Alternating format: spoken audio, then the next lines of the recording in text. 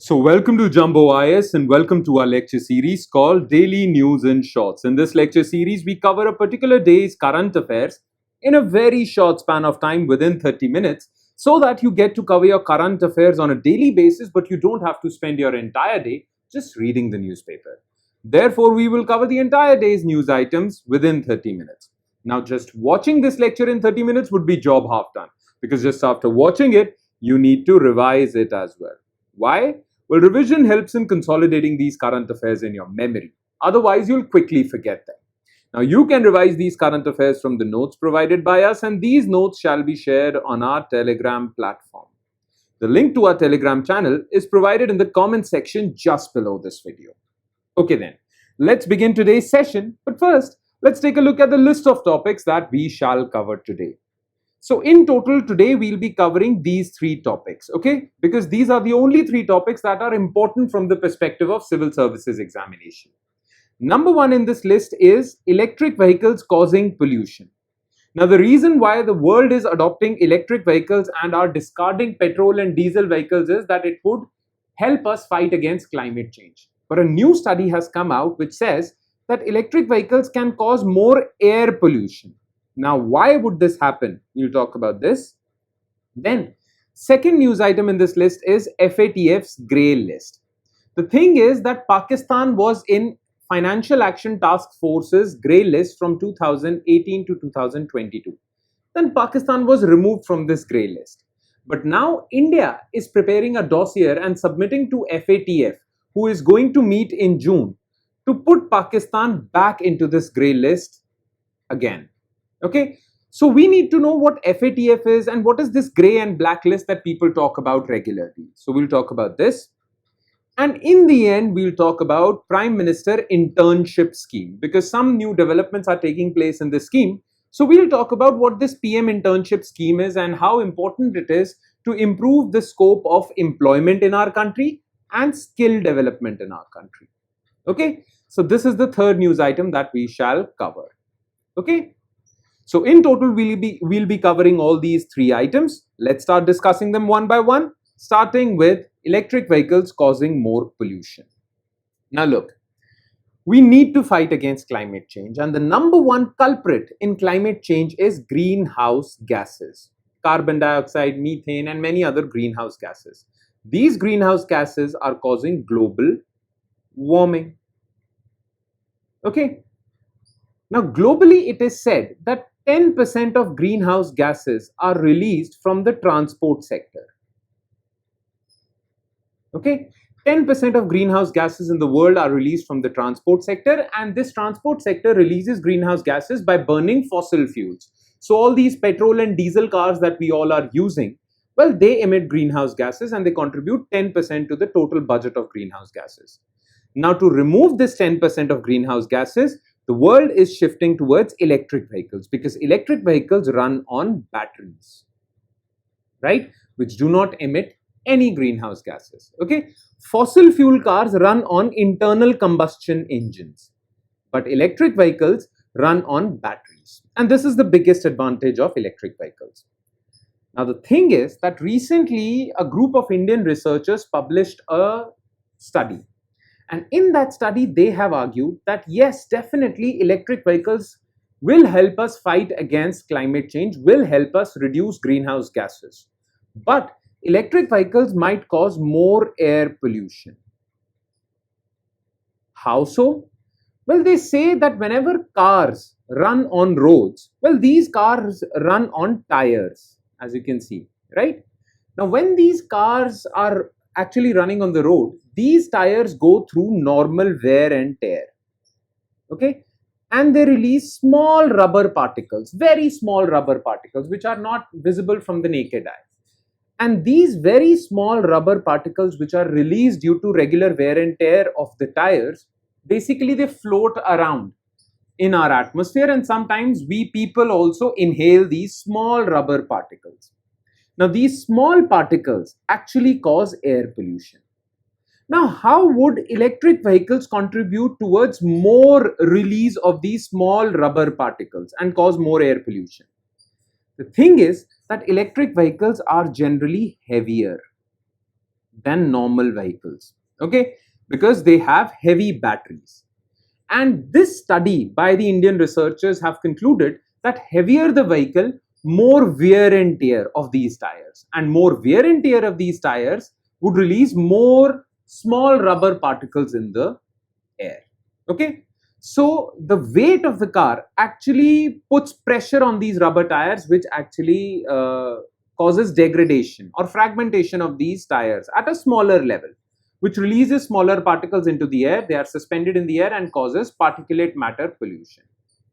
Okay, this is what the argument is as far as this study is concerned. So by eliminating GHGs, electric vehicles play an important role. However, a new study by Indian researchers has found that EVs may be bad news for tackling air pollution. Now, this study has been published in a very renowned journal called Royal Society of Chemistry. The title of the study was Soft Matter. Okay. Now, how would this happen? Though I've explained the entire mechanism to you, but let's read it out. Okay. So how would this happen? Look, EVs on account of their greater weight experience higher wear and tear in their tires and release substantially larger numbers of small plastic particles in the atmosphere. Okay. The tires of heavier and faster moving vehicles produce higher proportion of smaller particles, shows the study. Now, since electric vehicles are heavier because of extra weight of the batteries, well, they release more small plastic particles. Okay, and this causes, well, air pollution. Unlike the larger particles that settle on the ground due to gravity. Look, if these rubber tires or plastic tires would have released larger particles, well, because of their weight, they would have settled, descended on the ground. But when these particles are released and they are smaller in size, well, their weight is so less that they float around in the air. It is said that higher the weight, more proportion of smaller particles are released as compared to larger particles. It's a weird thing, but that happens. And that is why electric vehicles are the main culprit. Okay, because this would increase particulate matter pollution in the air. Clear? Now, let me give you a comparison of electric vehicles and conventional vehicles that run on petrol and diesel. So electric vehicles are significantly heavier than conventional petrol vehicles because of the batteries that are used in them. Okay. Now these batteries are very heavy, 300 kg to even 900 kgs, depending upon the car. Okay. Typically an EV is at least 15 to 20 times heavier than comparable conventional vehicle. Plus, there is one more thing. EVs, electric vehicles, also accelerate quickly. That means they reach higher speeds very quickly. Because of this acceleration, well, tires undergo further fragmentation or degradation. Okay, more pressure is put on these tires. Okay, that is why, well, they release more small plastic particles. Now, road transport accounts for almost 10% of global greenhouse gas emissions, I've told you. And because of this higher global greenhouse gas emissions, people are quickly shifting to electric vehicles. Okay. Currently, the total number of vehicles in the world, 2% are electric vehicles, but more and more people are buying electric vehicles. Last year, 20% of new car sales were that of electric vehicles, and this process is also rising even in India. Okay, so we need to find a solution for this air pollution problem, plastic particulate matter pollution problem from EVs, because the world is quickly adapting to electric vehicles. So what is the way forward? Well, this study has pointed out that there is two types of fragmentation of tires. Primary fragmentation, sequential fragmentation. Primary fragmentation happens when these cars are basically they undergo sudden braking or they encounter a pothole. If the quality of roads are bad, these tires undergo massive stress, which causes primary fragmentation and releases mainly smaller particles. Then there is sequential fragmentation. If the roads are of high quality, then too, tires undergo normal gradual wear and tear. But that releases larger particles. Okay, so what should be the solution? First of all, we need to improve road quality so as to arrest primary fragmentation. Okay, so in India, this is a big problem. So countries like India and developing countries need to improve their road quality to at least stop primary fragmentation. Yes, good quality roads cannot stop sequential fragmentation, but at least they can stop primary fragmentation. That's a step in the right direction, right? Plus, tire manufacturers have to do further research and development to develop the types of tires that do not disintegrate or fragment that quickly. Okay, so more R&D needs to be done in the sector of tires. This is the only way forward because we cannot abandon electric vehicles. Electric vehicles are the biggest innovation to at least arrest greenhouse gas emissions from the transport sector. So the world is not abandoning electric vehicles. Okay, so we need to work on road quality and tires. Okay, all right then. Let's move forward to second news item, which is FATF's grey list. Okay, so India will submit a dossier to Financial Action Task Force, which will make a case for putting Pakistan back in grey list. New Delhi will specifically point to the non-compliance of certain provisions that the Islamabad had promised to adhere to when it was taken off FATF grey list. Okay, now listen to me carefully. You see, FATF, Financial Action Task Force, is a global organization that takes action against money laundering and terror financing, because terrorist organizations are financed through money laundering only. So this organization takes care of these two things. Okay. Now the thing is, there are a few functions that FATF performs. First of all, FATF sets out standards that each and every country should follow so that money laundering and terror financing is stopped in their country. So these legal standards, executive standards, law enforcement standards are given by FATF to individual countries, and these countries have to follow it. So that FATF is basically, you give confidence to FATF that your country is taking all the required action to stop money laundering and terror financing. Okay.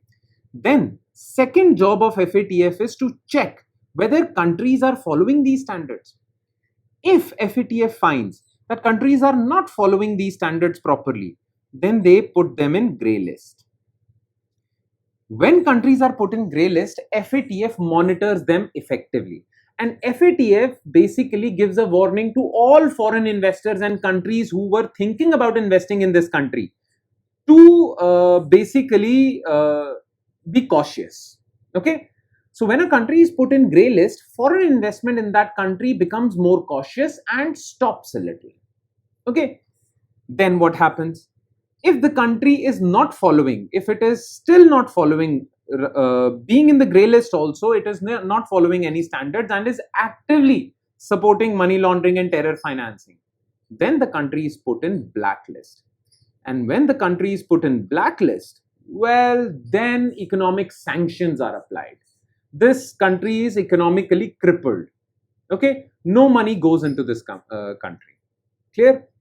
Now in 2018, Pakistan was put in grey list because many terror organizations were functioning in Pakistan, and it was alleged that, well, money is being laundered to these terrorist organizations like Lashkar-e-Taiba, Jamaat-ud-Dawa, Jaish-e-Mohammed. Okay, so money is being laundered in these organizations.